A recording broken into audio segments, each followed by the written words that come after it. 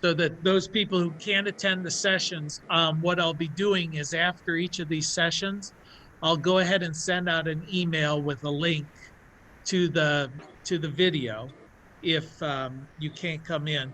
The main purpose of these Zoom meetings is really to give you the opportunity to get any of your questions answered that you might have as you're going through the material, and to get a sense of, we'll be doing some review, but it's mostly just to answer any questions that might come up. So it is your opportunity to interact. And if you're doing it by video, obviously you don't have that opportunity to interact. Has everybody been able to get into the program to at least see how to access the lessons? I see Chad nodding. I know, John, we spoke yesterday, you were able to get in.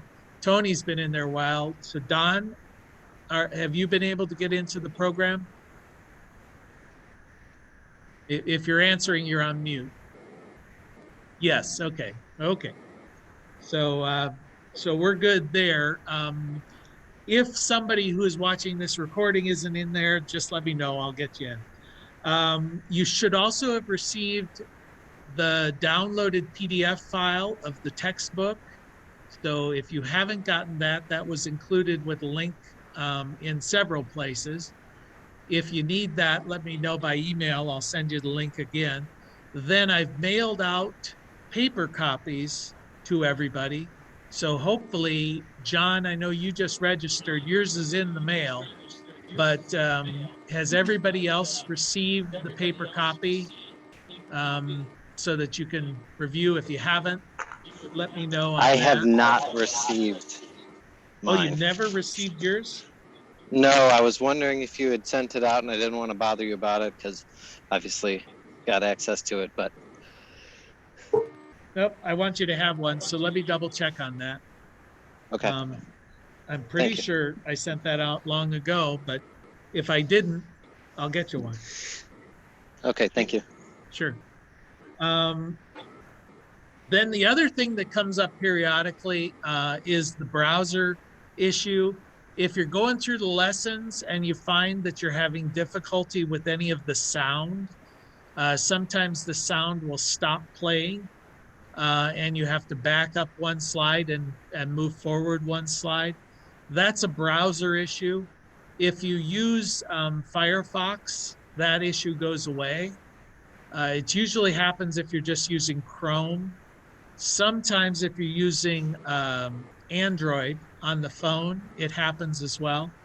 So if anybody has that issue, my recommendation, it's something you can work around by going back and stepping forward, but that's annoying and irritating. So I would say just install Firefox and use that browser for this application. I haven't had any problems with Firefox, so hopefully that's good.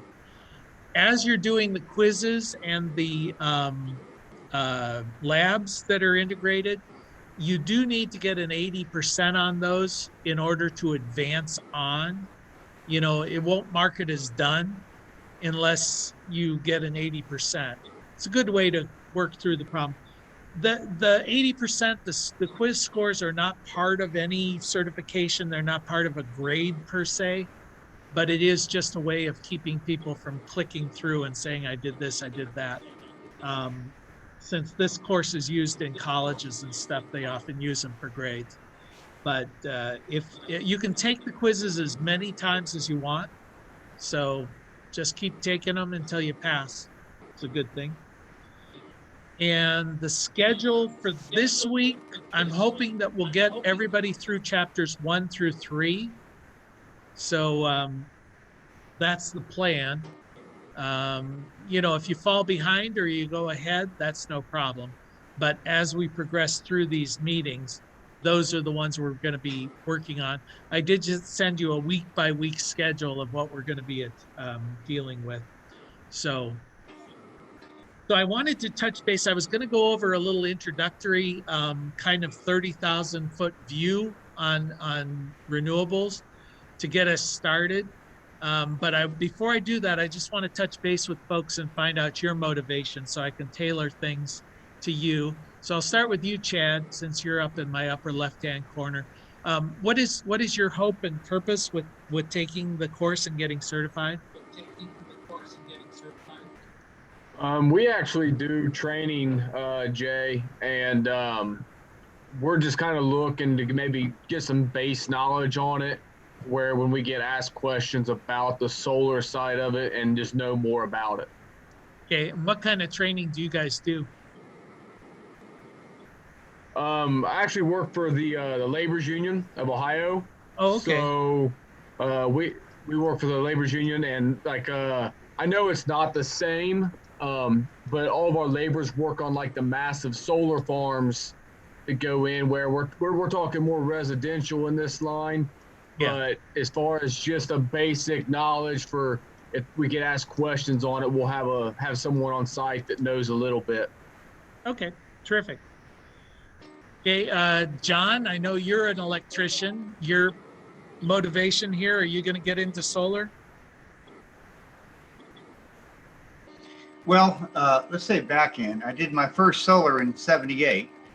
It's changed quite a bit since then. So, you know, I've done work for all the local bigger companies, and, you know, no offense as far as their knowledge on the solar level of things, but their techniques from the electrical point of view, let's just not say anything. You know, so as an electrician, there's no reason I shouldn't be doing the other side of it. And, you know, so I'm just going to, you know, get back in and do all of it instead of just half of it. Yeah. Here I am. So that's great. And of course, in the state of Ohio, it's required that the connection to the grid be done by an electrician for commercial systems and of course utility scale. It's not mandated for residential on the statewide basis, but sometimes local municipalities will have that requirement. I think the city of Columbus requires, you know, that the connection be made by an electrician. Certainly the permit has to be pulled by an electrician in the city of Columbus. They have to be the ones who file the there. Okay, and I got something from Don here. I'm a high school science teacher, hope to incorporate some of the solar in my curriculum. Okay, so you must not have a microphone on your computer. Is that right, Don? Is that why I'm getting those through text there? I saw a message. He said that he is proctoring an exam. Oh, I see. So he's okay. only got his, Yeah, so okay, have a class. got everything off. So multitasking. Okay. And Tony, I know what's your motivation there? I've always been interested in renewables. I think sustainability is important, and I think it's the future. And I mean, I think I could make a career out of it, or at the very least, you know, I've got kind of a dream of a permaculture, kind of an earthship like you do. Mm-hmm. And so I think that that's kind of important. And I think also that, you know, solar has the potential to bring power to communities in a literal and a proverbial way. Yep. Okay, great. I know I'll give you guys a little bit of background about myself as we're going forward with some of this. I sit on the board of directors of ETA. I'm actually the chairman of the Renewable Energy Committee, and ETA is the Electronic Technicians Association International. It was founded in the 1970s, has about, I think about 80,000 members around the world, and have done many hundreds of thousands of certifications, not in solar. They do fiber optics, they do electronics, they do a lot of these things, but solar is one of them, solar and small wind. And I was also on the board of directors of Green Energy Ohio for many years, served as vice president for a while. I was the national chairman of Skills USA for the renewable energy, for that for a bit, written a lot of textbooks on solar, been involved in it for quite a while. But going to what Tony was just talking about, to me, the solar industry reminds me of a lot of when I got out of college, or when I got out of high school. And I was going into college in the mid 70s, and everybody was saying, computers are going to be revolutionizing the world, and of course, in that time frame, for instance, Ohio University had one computer that took up pretty much most of a building. And so everybody was saying computers would change the world, and they were absolutely right. Computers changed everything, but nobody had any idea what that meant. They didn't know what it meant at the time. They just knew it was going to be fact. So I will tell you that solar is going to change the world over the next several decades, the same way computers have changed our economy over the last several decades. I have no idea what that means. I don't know how it's going to work, but it's going to work. I mean, we're going to begin to see power and storage built into every device that uses power. The paint on a laptop will be photovoltaic and will then service as the power source. The paint on buildings, we're already seeing it incorporated into automobiles. The grid will become an intelligent communication system. So people who are involved in electrical, you guys have dealt with the electrical grid for a long, long while. The analogy I like there is to say, okay, when Alexander Graham Bell was involved with the telephone and Thomas Edison was involved in the electric grid, if those two people were going to come back today, Bell would look at our communication system and just be amazed. He would say, look at the satellites, the wireless, the internet, data, entertainment, all of these things over our communication system. And Thomas Edison would say, those transformers are looking a little bit old. Some of this infrastructure is looking a little peaked. The grid just has not evolved in the same kind of way as our communications infrastructure has evolved. But that's about to change. The grid is going to evolve and morph into a communication system, a distributed communication system, distributed power integrated in, storage integrated in, but also the Internet of Things lying over top of this, where every electrical device, every electronic device is going to be communicating with every other electrical device to create the Internet of Things. And that's going to be a huge transition. It's going to make the complexity of the grid and the complexity of electrical work much more difficult.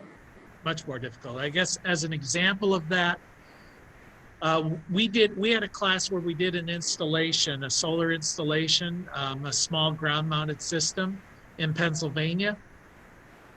And the class got together at 8 in the morning to install the solar array.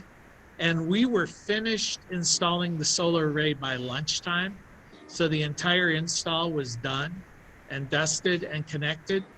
And then it took until 6 o'clock to get the communications part of the system working, to where it was reporting its data back, to get the modems synced up and to get the devices communicating with the modem.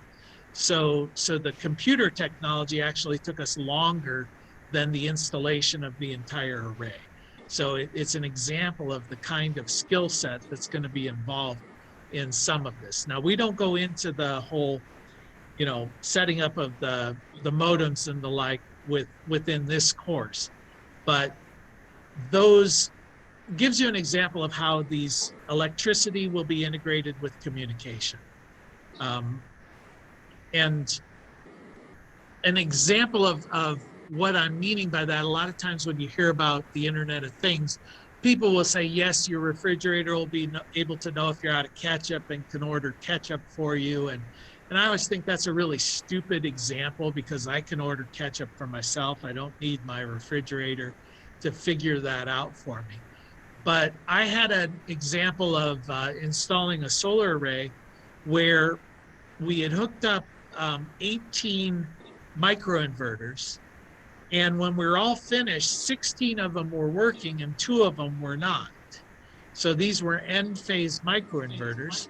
So I called up the customer support at end phase and to find out why they weren't working. And the guy on the other line, he said, well, let me log in and take a look at your inverters. So he went in and he could see through the electrical line, it was transmitting the data from our microinverters to him it was basically data over electrical.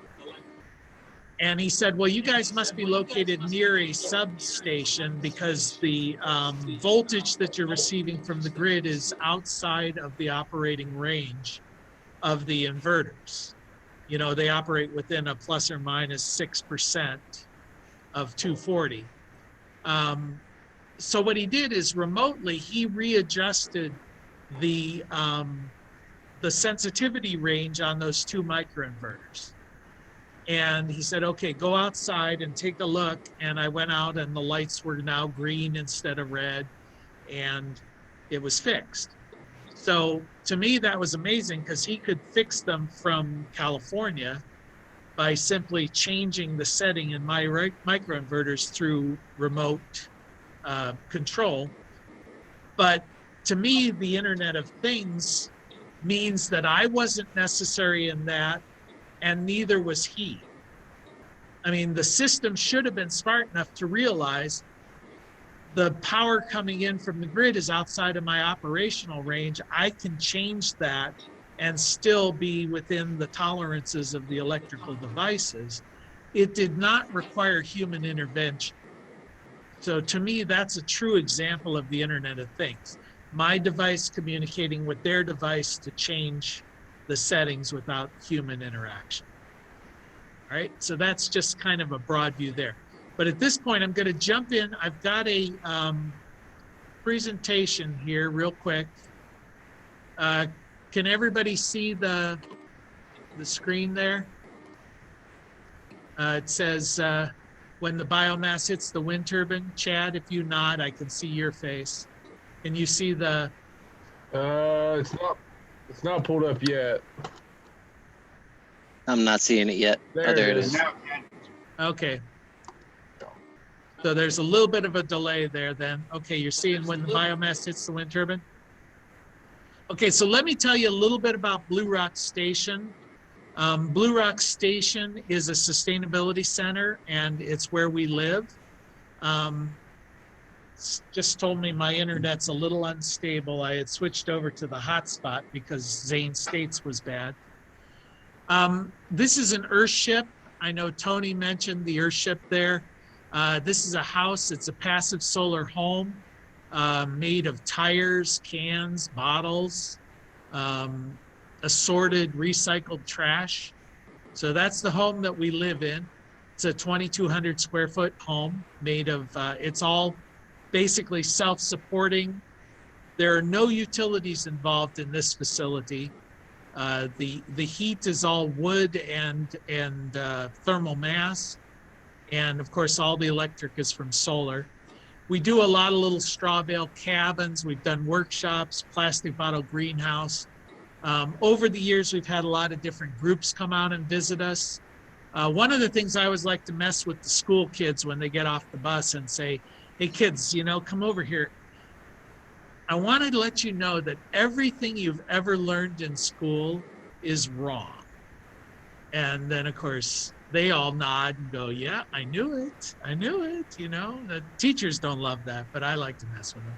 And it's usually wrong by definition. And what I mean by that is usually you have to learn the wrong thing before you can learn the right thing. Like in science or in technology, the world's a lot more complicated than the introductory to. Or history is always written by the people who won. You know, so pretty much we find as we learn more and more about a subject, we find that we knew less and less about it. You know, what we learned early on was not necessarily true. So that's one of the things I think it's sort of like true mastery of a topic is when you finally understand that you don't understand anything, you know? So this is a little straw bale cabin, a couple of things here, the different groups. And one of the things we found when we were getting interns coming in to work with us, they come and live, and is they were feeling very pessimistic about the future of the world. And so you would find that they're coming out of college, they've got a lot of student debt, they see all of the negativity in the news, and they have this sense that, you know, their future has been mortgaged, and they're inheriting a world that is on the brink of disaster. I mean, this is what they've been told over and over. And we would talk to these interns and say, you know what? No, you've got it wrong. I mean, you were in a transition phase where the old way of doing things is coming to an end, and the new way of doing things is beginning to emerge. And that is an uncomfortable period of time. It's a time like we experienced in the change from the agrarian society to the Industrial Revolution, or the pre-World War II society to the post-World War II, where we became urbanized and automobiles became a thing. You were entering into the age of renewable energy. You were entering into an age of almost unlimited potential. And it feels disruptive because it is, but it's not necessarily negative. So the more we talked about it, I was thinking, well, am I just being Pollyanna? Am I just being too optimistic? Because, I mean, we have our own farm, we have our own place. We're beyond that sense of insecurity. So I did some research. I wrote a book called When the Biomass Hits the Wind Turbine. And I did come to the conclusion that it is indeed the end of the world as we know it. And thank God, because the world as we know it, as we have known it, is unsustainable. And we're entering into a new age. And I actually became more optimistic the more that I began to research, where are we, how are we going, what's happening. So it comes back a little bit to Hubbard's peak oil. If you guys are familiar, M. King Hubbard in 1956 came out with his idea that there is a peak to oil production, and that at some point we will begin to fall off the curve of production. You hit a maximum. So in the early days, we're like, it's the days of Jed Clampett shooting at some food, and up through the ground comes a bubbling crude. And then we get all the way up here into the peak, where you're digging 6 miles down in the Gulf of Mexico looking for oil in the, you know, in the at great depths, or blowing up the tar sands trying to squeeze that last bit out. So he came out with this, and he said, guys, I anticipate that around 1970, the United States is going to hit peak oil. And that from that point forward, we're going to see oil production diminish. And people thought he was a nutcase, but it turns out he was absolutely right. So then in 1974, he came back and said, the world is going to hit peak oil somewhere around the year 2000. Well, most people will acknowledge that the world has already hit peak oil. And it happened somewhere in the 2004, 2005 time period. And one of the concerns people had is oil is a very inelastic commodity. And for every 3% disconnect between supply and demand, there is 100% price change. So if people want 3% more oil than can be supplied, the price of oil will double. If people want 3% less oil than is supplied, the price of oil will be cut in half. So we see this boom bust cycle that happens. So people were looking at this and saying, if we hit a position coming up here pretty soon where the supply of oil diminishes just naturally by 3% a year, we're going to see oil prices doubling every year, and that is going to cause economic disaster. So they've looked at this as this impending cliff, this impending doom coming at us. And it's hard for people to imagine that in 1933 is really the first year that a gallon of oil or that a barrel of oil was produced in Saudi Arabia. So we think of this economy that we've had as sort of ever present, but it really is a post-World War II kind of thing. We have not been dependent on fossil fuels to the extent until really the early 1900s to the mid 1900s. And if you think about it, all of these resources, like if we look back at Hubbard's peak oil, here, my mother, for example, was born right around 1928, and she actually died just this past year. Well, that is almost the entire consumption of fossil fuels in the world's history occurred during my mother's lifetime. So to imagine that 6 million years of accumulated fossil fuels, which are, by the way, nothing more than stored sunlight, the energy from sunlight stored in different forms, half of everything that exists on this planet was consumed in one lifetime. Well, that is not a sustainable program.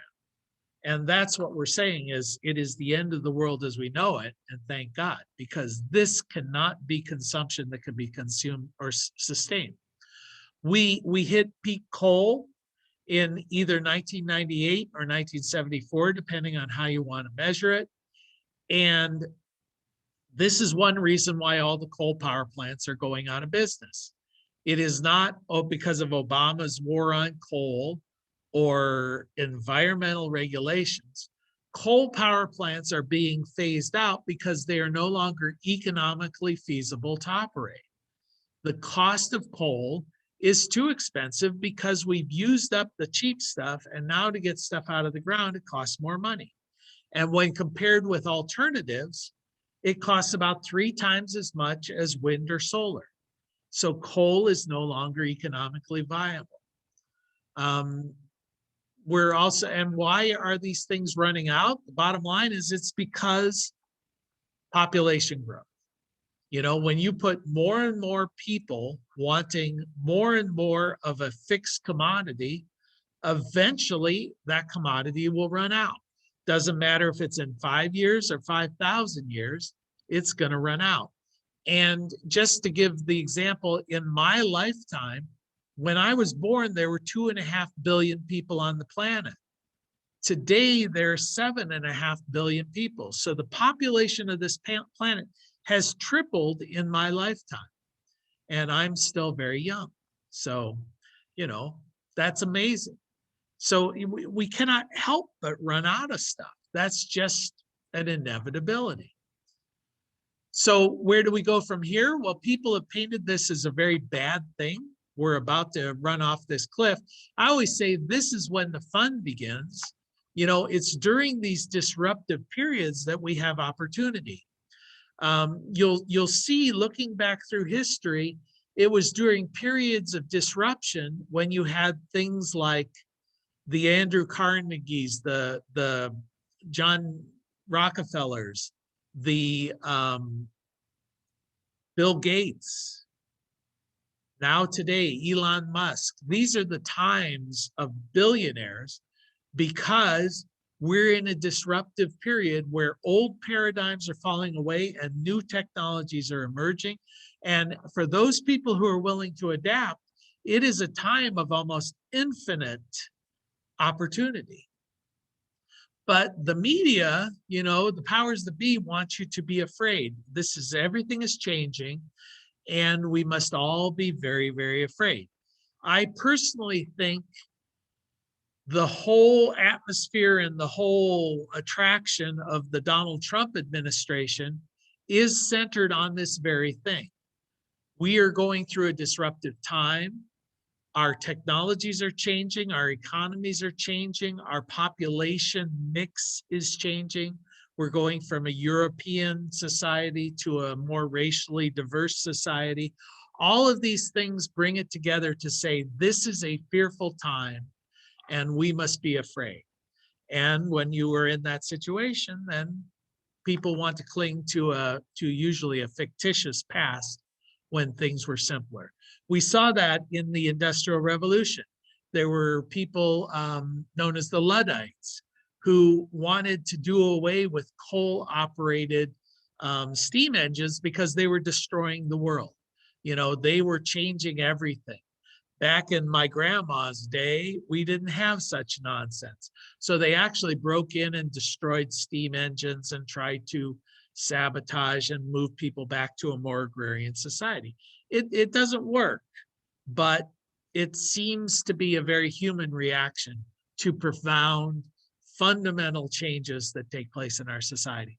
And we happen to be living in one of those interesting times when these fundamental changes are taking place. Well, fortunately, I like the quote from Winston Churchill where he says, Americans will always do the right thing, but only after they've exhausted all the alternatives. So we've done everything else we can do. Now we're going to embrace the change, you know, and we are moving into the age of renewables. So to give you a sense of how this works, I've been touting Jay's Law for a long, long time, and no one's ever going to adopt it. But you can kind of take it to the bank that every 3 years, the cost of renewable energy is cut in half. Well, this is very profound when you find the economics, because many of you guys, and I'll bet you money if you talk to enough people and tell them that you're interested in solar, they're going to come back and say, well, isn't that expensive? I mean, doesn't solar receive so many subsidies? That's the only reason it could compete. Things like that. Well, they're basically talking about 10 years ago. You know, because these changes are happening so quickly, the general consciousness, the population consciousness doesn't catch up to reality. We do know that fossil fuels, because it is a limited commodity, it will over time increase in cost because you have a fixed amount of something being consumed by an ever increasing demand. So the costs go up. So at some point, Economics 101 says when these two curves meet, something's going to happen. The cost of renewables is going down, the cost of fossil fuels goes up. So we saw in 2007, this was utility scale wind. Those two merged. And at that point, we began to see wind farms cropping up in parts of the country where wind was a good resource. So if you drove through West Texas, or you drive through Illinois or Indiana, you'll begin to see a lot of wind turbines. That was because the economic reality made that a practical alternative. In 2007, wind and coal were about the same economically for producing electricity. Well, we begin to see then, this curve here shows that as the cost of wind declined, the installed base started to shoot up. And if you look right around 2007, you can just see the exponential growth of wind energy within the United States. And that's purely a factor of cost becoming a reality. You know, it became cheapest. Where there was a wind resource, wind quickly became the cheapest form of energy. But we're talking about solar, and really the solar industry is only about 10 years old as an industry. I know, John, you mentioned you installed solar back in the 1970s, and that was a time, I mean, shoot, you must have been like reading Mother Earth News and an early adopter, and because at that time it was really the NASA and maybe Exxon was putting some, and some back to the landers hippie types trying to, you know, hook up solar in their cabin and having to scrounge for parts and whatever. It was a different world. So as a commercial industry, solar is really only about 10 years old. So in 2010, we saw the solar installs double, cost dropped about 30% that year. 2011, we saw them installed double again, cost dropped about 30% again. It became the fastest growing industry in the United States. And people started saying, can this continue? It can't possibly. Well, then we saw the cost drop about 47%, and solar modules dropped below the magic $1 a watt. So this was like the holy grail of solar. If we could ever get the cost of a module below $1 a watt, that would be a game changer. So what do I mean by that? I basically mean that if we have a 200-watt solar panel, and that will become more clear to you if you're not familiar with it, how we measure that. But that basically means in full sunlight, it will generate 200 watts of power. That would have cost $200 for that panel in 2012. Well, in 1970, it would have cost you about $100 a watt. So that same panel would have been closer to, make sure I get the, it'd be $20,000 for that same panel in 1970. Nobody's going to install solar on their home for $20,000 for a panel. It's just not affordable. But at $200, it becomes affordable. And so by 2012, residential solar became as cheap as buying power from the grid. This is what's known as grid parity. And you would think, okay, if it became as cheap for me to install solar on my home versus continuing to pay my electric bill, why didn't everybody rush out to install solar? Well, when we say grid parity, these are 25-year systems. So we're basically saying in 2012, over the course of 25 years, you would break even. So how many people are that excited about prepaying their electric bill for 25 years just so they can break even? So it's economically good, but from a practical standpoint, not much motivation to get people to rush out, except some of the early adopters who are just way into solar or see it as a way of, you know, protecting the world or whatever. And they have a lot of money to invest, so they'll do that. But this was a watershed time. And I will say that 100 years from now, we're going to look back at 2012, and we're going to say that that year was the end of the age of fossil fuels and the beginning of the age of renewable energy. That, to me, is the watershed moment. There isn't an exact date. It's sort of like us saying that about 100 years ago, we transitioned from the horse and buggy to the automobile. Well, it was a slow, gradual process, but in retrospect, we know that in the 1910 to 1920 range, that's when we moved from horse and buggy to automobile. 100 years from now, we will go back and say this was the time that we moved from fossil fuels to renewables. But we're too close to it at the moment to see.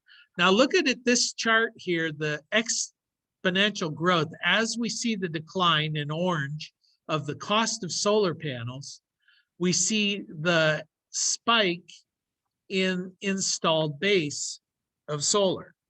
So solar, once again, is purely a matter of economics. Back in 1975, solar panels cost about $101 a watt. By 2015, the wholesale price of solar had dropped to about 61 cents a watt. Today, the wholesale price of solar panels are more in the 30 cents a watt range. So we're seeing this continued drop in price. As a result, once again, we begin to see the installed base of solar just growing and growing and growing. In fact, this diagram here shows they're projecting between 2019 and 2022 that residential solar, that's the part in yellow, will double in capacity in the US just in those particular 3-year period. In fact, 2020, even the year of COVID, was far and away the best year for solar ever. In fact, it grew 47% over the year before. And I know you, Chad, you mentioned that you're involved in utility scale solar. Most people don't think about utility scale solar when they think of solar. They're usually thinking in terms of residential. But if you look about the installed capacity, the blue here is utility scale solar and the yellow is residential. So utility scale solar far and away has been driving this marketplace. It is where the activity has been. And in the state of Ohio, we're seeing some major league activity in utility scale solar. And there's some good reason for that, largely because Ohio happens to be kind of located at the intersection of a lot of major transmission lines.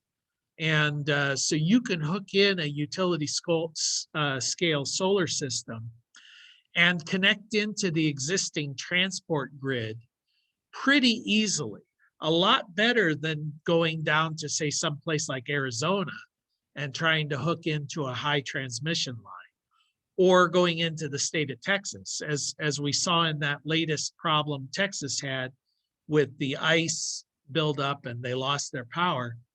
The Texas grid is not well connected to the rest of the country. So we need to have access in order to transmit this power. A lot of people don't realize that if I put a big solar array in Columbus, Ohio, or near Columbus, Ohio, I can send that power to New York City with only about a 5 to 8% loss. And I can send it at the speed of light. It can get there, within a second. So distance becomes almost irrelevant. I can send that power from Columbus to California, with about a 10% loss. Well, you're going to have about that much loss going from the substation to the outlet. So it really almost doesn't matter where these grid tied systems are located, as long as they're located near where they can access into high power transmission lines. So Ohio becomes ideal for solar. Even though Ohio doesn't have as much sunlight as say in Arizona or Nevada, we have better access to the grid, and that is a lot more important than the amount of sunlight that hits the area. In fact, in many respects, Arizona is a poor location for solar because of the heat, because you don't like heat. Electricity doesn't like heat. So where is this coming from? Jobs, jobs, jobs. Well, if you look about here in solar, solar is second only to natural gas in the number of people employed in this industry, in the energy sector. And you'll see that in natural gas, the blue part of that scale is in the actual drilling and production of gas. Whereas solar is entirely in the transmission infrastructure, because obviously you don't have to drill for sunlight. So that's a good thing. So many of these regions that have considered themselves to be coal country are no longer coal country, or natural gas country. Now they are solar country. And that begins to transfer some of the political will to the solar industry. We haven't been really good at buying off congressmen. As an industry, we need to be better at paying off, politicians. But I suspect as the industry matures, we'll get better at being as corrupt as the fossil fuel industry, because that's the way you get things done. But I find this, This one here is interesting. If you look at the number of people who are employed to produce the same amount of power, for every one person in coal, it takes 2 people in natural gas, and it takes 79 people in solar. You know, if we look back at this number of people employed, looking at this, I forget the exact number, but it's like 40% of our power is generated through natural gas, or it might be 30%, but only about 3.5 to 4% is solar. So there are many magnitudes more people employed to get the same amount of power. And these are jobs that cannot be offshore. You can't send, you can't send it off to China to install your solar. It just can't happen. It's going to happen here, and it's going to be done by American citizens. So this is a very good political position to be in. And the jobs are not just in installation. We get some in manufacturing and sales and distribution, project development, logistics. We're seeing more and more people as the corporate interfaces between large projects and the finance people. I know, Chad, in your existence, you probably have a large number of people in the hierarchy of a solar project that never touch a solar panel. It's not all people climbing on roofs or carrying panels around and hooking them onto trackers. There's certainly those people involved, but this is it's like not everybody who works in a restaurant industry is a waiter. There's lots of jobs out there, and these jobs are growing and becoming, more complex and very well paid. To show you how the generation mix has changed over the years, in 2008, coal represented nearly half of all the power generation in the US. Natural gas was about 22%, wind about 1%, nuclear 20%, little bit of hydro, basically no solar at all. 10 years later, we're seeing solar's up to 4%, hydro 8.5%, wind up to 8.5%, and nuclear down to 9%, coal 21% from half. Natural gas has proven to be the very resilient transition fuel of the fossil fuel industry. Basically, the losses in coal were picked up by natural gas.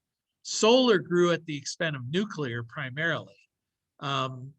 But we're beginning to see now, one of the problems with natural gas is it has been competitive because every therm of natural gas that's been produced in the last 10 years has been sold at a loss.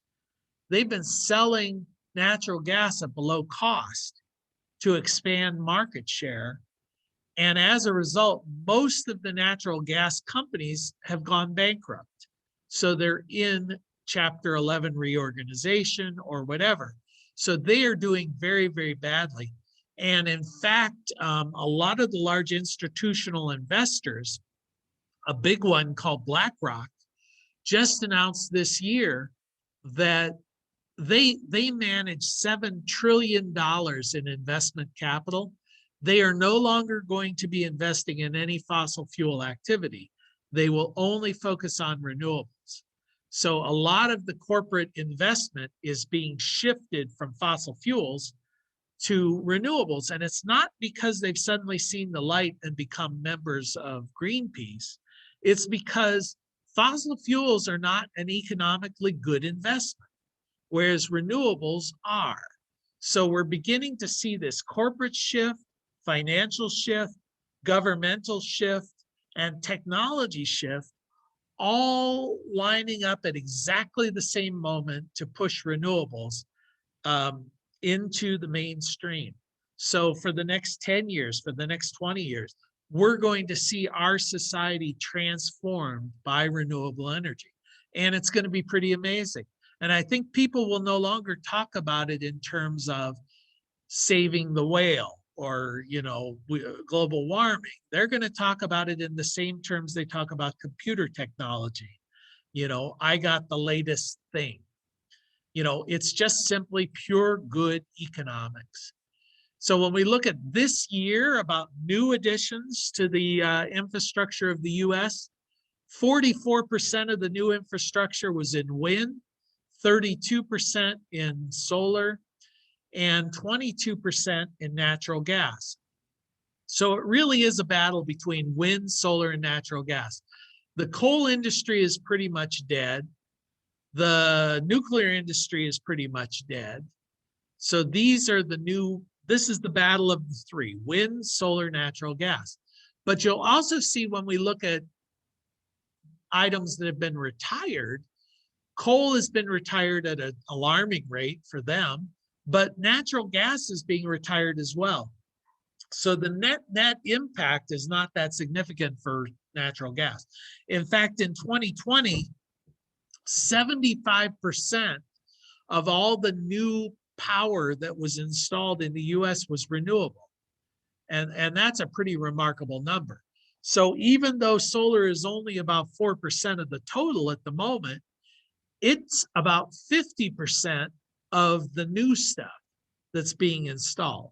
And that number is growing because solar has gotten so cheap compared to the alternatives.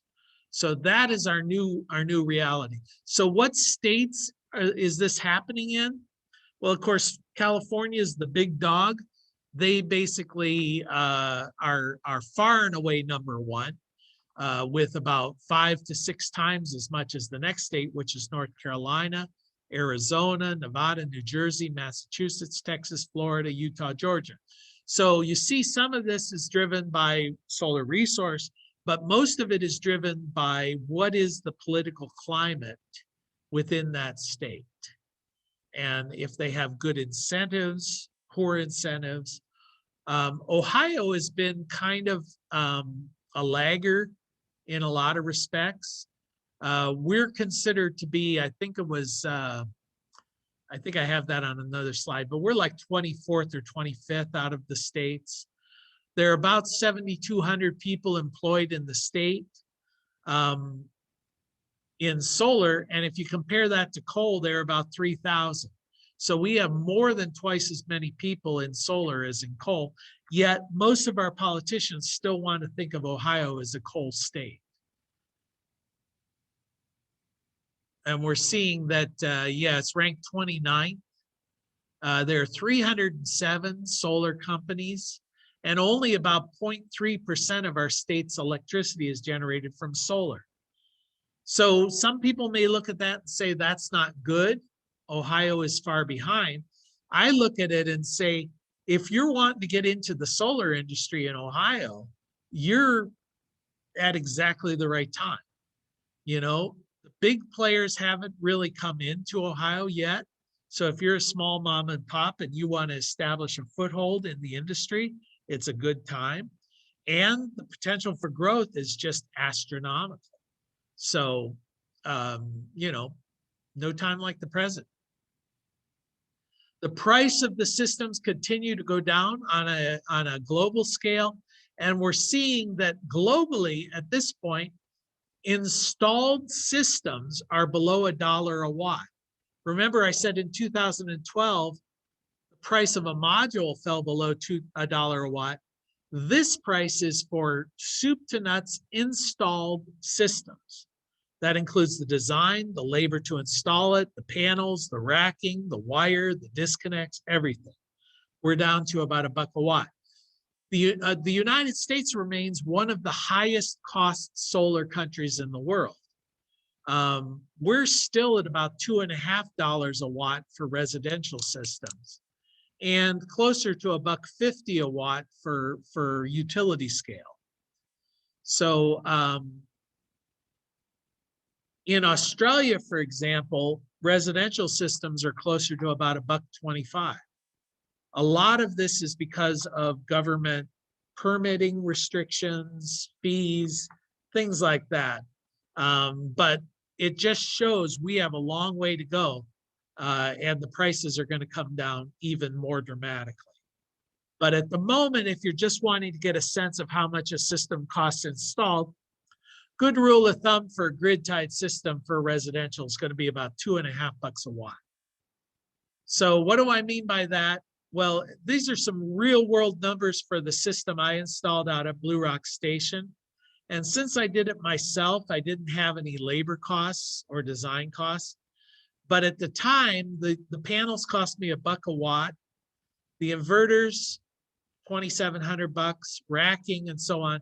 The total cost was $12,500 for my 3.75 kW system, or $3.33 a watt. With the 30% tax credit, the overall out-of-pocket cost was $8,700. So this was in 2014. Now, 5 years later, I installed exactly the same size system right next to it, and the cost was $5,500 for exactly the same system. So in those 5 years, the cost dropped from $12,500 to $5,500 for installed costs. And if I were to install it today, I could probably get by for, you know, maybe $3,500 to $4,000. So the costs continue to decline. And the cost of panels and the cost of inverters has gone down dramatically. Racks, the metal costs, in large measure, these were actually higher because of Trump's 25% tariff on steel and aluminum and solar panels. All of that got baked into the cost of my system in 2019. So what we're finding is the balance of systems, and the balance of systems refers to anything other than panels and inverters. Those costs are coming down, but they're not going to come down as quickly because they're mostly just metal, copper for wire, steel for supports, aluminum for frames, things like that. If you wanted to see what the offset was going to be, if it really is $1.24, the average system is going to pay for itself in about 5 years. So remember, I said in 2012, a system you installed would pay for itself over a 25-year period. So then 8 years later, that system will pay for itself in 5 years. So that's pretty dramatic. And now it becomes something where you say, of course I'm going to install solar. Why wouldn't I? I mean, if it pays for itself in 5 years, what about 4 years? What about 3 years? You know, in some states, like in California and Hawaii, they now require that every new building, every new residence has to have solar. So it is a requirement. Just like they require you have indoor plumbing, you've got to have a solar array. There are 12 other states that are looking at having that same mandate. So we're going to begin at some point to see that it will be as inconceivable to build a home without putting solar into it as without putting plumbing into that building. So that's going to be the norm here very, very quickly. If it really drops down to $1 a watt installed, which it's going to here fairly soon, we're looking at a 4-year payback. The cost of our system, our payback for the second system was only 3 years with the tax incentives. The tax incentives end up being 26% of the cost. And if you're going into commercial installation, right now the incentives are such where literally the incentives will pay for half of the cost of the system. So, you know, you could be talking to customers that the out-of-pocket cost of their installation is only going to be about $1 a watt, because half of it will be incentivized with tax incentive. And for instance, Biden's proposed infrastructure bill proposes that these incentives be extended for another 10 years. So we're looking at these incentives perhaps going on for quite a long time. They're still out there for, I think, another 3 or 4 years, but they could be extended another 10. So one of the exciting things we touched basically about utilities, but one thing we're going to be looking at, the future of utilities is going to change dramatically. I will say that in the not too distant future, The largest utility in the country will be a virtual utility that owns no infrastructure. And I don't want to go too deeply into that. I'll be happy to talk to people offline, but basically what we're going to begin to find, and Apple is already beginning in this way, to say, if I've got extra power that's being generated by my system, currently the only thing I can do is sell it back to my utility company, and they're going to pay me retail, hopefully, only because the law of the state of Ohio says they have to. So, you know, when I'm generating extra power, I pump it onto the grid, I get compensated for it. When I need power, I pull it from the grid, and the grid basically becomes a virtual battery. So I don't need batteries in my system. But what happens if the utilities come back and say, I don't want to buy that extra power? Well, Apple is coming online saying, you know what, I'm going to buy access to the grid. And if they don't want to buy the power from you, I'll buy the power from you. And then we'll simply resell it to other people. So what you end up with is essentially utilities that look more like social media than look like AEP. And it's a really exciting concept when you start to add virtual utilities on top of the Internet of Things. We're going to see the utility industry change dramatically. It's an industry I would not want to be part of at the moment, because these guys, most of them will not survive this transition. They simply do not have the corporate flexibility to change their operating model the way they're going to have to. I'm going to speed through some of these things, but one of the things also that, to give you a little hint of some of the future that's coming, currently about 1 in 5 residential installs incorporate storage of some sort. People want to incorporate batteries into their grid-tied systems. There are some good reasons for that, but one that's obvious is if the grid goes down, you want to be able to have power. So you incorporate a little bit of storage like a UPS in your system. Well, battery technology is pretty expensive. So how can you get around that? Well, if you've got an electric vehicle, you've basically got a battery. And batteries can be charged and discharged. So if your electric vehicle is hooked up to your plug for charging, it can also be a source for discharging to run your home. So if you're going to spend $30,000 on a battery backup system, why not drive it when you don't need it as a battery backup system? And that is what electric vehicles are going to become. They are going to become a distributed, grid-tied battery backup system for the grid. And that is going to be an amazing change in how our grid operates. If you've got 100 million vehicles hooked into the grid, that is a huge battery capacity. And most people only drive their vehicles a couple hours a day. The rest of the time, they're hooked into the grid and they're available not only for charging, but for discharging. So there is a movement out there called V2G, vehicle to grid, or V2H, which would be vehicle to home. And it incorporates electric vehicles as a battery backup system. And when you hook that in with solar, it's a really powerful energy system. And all of this is just emerging and just beginning. So one of the challenges that we have as an industry and as engineers is to say, okay, how energy will begin to approach free. Just like bandwidth, just like computing power approached free. Because of the exponential decrease in costs, it will begin, the cost of energy approaches zero. But it doesn't mean that you won't pay for it. It means that it will transition from a commodity-based pricing scheme to a services-based pricing scheme. And how that will change is anybody's guess. If you think about your phone, you know, the phone has changed from simple bandwidth, I want to call somebody. So when I used to make a call and I wanted to call France, it cost me like $5 a minute to make a long distance call to France, and I was paying for the bandwidth. And the cost of my phone was $25 a month.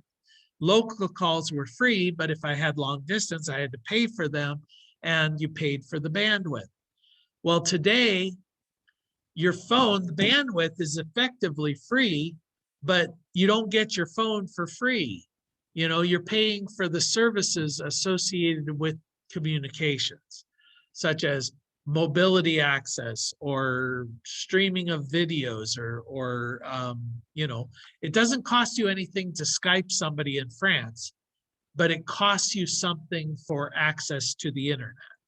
So how will we transition is anyone's guess. That's where the billionaires are going to be made. But energy will become a service. Energy will not be a commodity. The days of buying gallons of gasoline or kilowatts of electricity or therms of natural gas are going to fade away into distant memory. And it will be replaced with buying energy services. And I don't know what that is, but I know that solar is going to be a big, big part of that. So before we call it a day, anybody have any questions on what I've ranted about? Things you want to argue with? Nope, I just woke you guys up. So, all right. So between now and Friday, what I'd like you to do is get through chapters 1 through 3 in the solar curriculum online. And if you have any issues, any questions, feel free to drop me an email, and then we'll discuss and review those 3 chapters on Friday during this session. Okay. Jay, quick question. Sure. As far as the test goes, what happens if you fail it on like round 1? Do you get a second opportunity, or how does that work? Yeah. Now, hopefully you'll pass, but there is there is a free retake. You have to wait 30 days before you can take it again. And there's one free retake. If you fail it a second time, you can wait 30 days and take it a third time, but you have to pay the $150 exam fee to ETA. Okay. So 2 times. Okay. Don, you asked about credit hours. This course is accredited with NABCEP for continuing education. I assume you guys don't have NABCEP certification since you're just starting in, but if you have, if you're an architect or an engineer, it is accredited. I know if you're a licensed electrician, I am accredited as a provider for your electrical continuing education, but the state of Ohio is a little bit wonky as far as how in-person versus online. I'm accredited for providing in-person training as far as they're concerned. So what I'll do is I'll request to them that the weekend review and lab be considered as an individual class. So you can get maybe 10 hours of credit for that. I'll just put together that as a entity. They'll approve it. I know they will, because I'm already an approved provider, and we have plenty of time between then and now. So hopefully we'll get that done. So I know you guys as electricians need to get, what, 10 hours a year or something like that as your ongoing continuing education. Don also asked if there's places to stay. I'll get you more information as the weeks go on. You know, we're going to be, the lab is going to be up there in Upper Arlington in Columbus, which is up around the USF. Oh, is there a sponsoring unit that sells credit hours? No. I mean, when I offer it through Zane State, if you're enrolled in Zane State, they do give it, but that's a different issue. It doesn't get college credit hours unless it's offered through a university. This one's independent. but we'll try and get you, I know Upper Arlington's up around OSU. So we'll try and get you some listings. There are Airbnbs and stuff like that, but I'll give you the exact address so you can focus in on where you want to stay if you're not commuting. Okay. Any other questions? Jay, yeah, one last thing. And I might be ahead of schedule a little bit, but the practice tests that we take, how similar are they to the actual test? I think if you take the end of the chapter exams and you do well on those, you should have no problem passing the actual test. I would say I feel like my questions are a little more difficult than the end of the certification exam. Okay. Because I try and be tricky and I use negatives and stuff and they don't. So I figure if you can get through the practice exams, you can pass the test. Gotcha. Yeah, John? So just curious, what do you attribute the demise of the nuclear industry to? Well, several things. One is they've had a series of well-timed disasters. So 3 Mile Island sort of put a death nail in it for a while. Just as it was beginning to recover, then comes along Chernobyl. And just as it was recovering, then comes along Fukushima. So those 3 disasters kind of kept people from wanting to invest in it. And then what ended up happening is the insurance liability for the construction and maintenance of a facility became so astronomical that it had to be government underwritten in order for it to even be practical. And then the cost of it versus the alternatives continued to skyrocket to the point where nuclear becomes the far and away most expensive form of energy. And when you combine that with the risks associated with it and the negative public perception, it's just easier to go with wind and solar for sure, you know. So nobody except a few totalitarian regimes are installing brand new nuclear plants because, you know. Well, as I say, solar is the best kind of nuclear power. Yeah. I mean, people talk about fusion electricity or fusion power, and I say we already have a fusion generator. It's called the sun. You know, why not harvest it? Well, when we talk about the potential, I mean, think about all of the fossil fuels that have ever existed on planet Earth represent the stored energy capacity of 3 days of sunlight. So that is the energy equivalent. All the gas, coal, oil that has ever existed on planet Earth is the energy equivalent of 3 days of sunlight hitting the planet. We have monetized a day and a half of sunlight, basically, since the Industrial Revolution by harvesting coal, natural gas, and oil, turned it into economic activity and had 150 years of progress and prosperity. So what happens economically is we begin to harvest and monetize actual sunlight. I mean, the economic prosperity that is on the horizon due to the harvesting of solar, it's almost incalculable, you know? I mean, it's going to be amazing. It doesn't mean it's not going to cause its own set of problems, but it's going to be a lot of opportunity. Okay. Any other questions?